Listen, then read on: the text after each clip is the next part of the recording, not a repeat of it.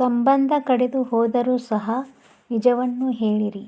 ಸುಳ್ಳು ಹೇಳಿ ನಂಬಿಕೆಯನ್ನು ಮಾತ್ರ ಕಳೆದುಕೊಳ್ಳಬೇಡಿ. ಏಕೆಂದರೆ ತುಂಡಾದ ಸಂಬಂಧ ಎಂದಾದರೂ ತಿರುಗಿ ಒಂದಾಗಬಹುದು, ಆದರೆ ಕಳೆದುಹೋದ ನಂಬಿಕೆ ಹಿಂದಿರುಗಿ ಬರುವುದಿಲ್ಲ. ನಾವು ಬೇರೆಯವರ ದೃಷ್ಟಿಯಲ್ಲಿ ಕೆಟ್ಟವರಾಗಲು ಅವರಿಗೆ ಕೆಡುಕು ಮಾಡಬೇಕೆಂದಿಲ್ಲ.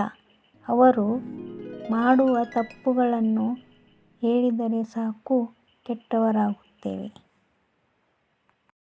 ಮೂರ್ಖನಾದೆ ಎಂದು ದುಃಖಿಸಬೇಡ, ಸತ್ಯದ ಅರಿವಾಯಿತೆಂದು ಸಂತಸಪಡು ಓ ಮಾನವನೇ.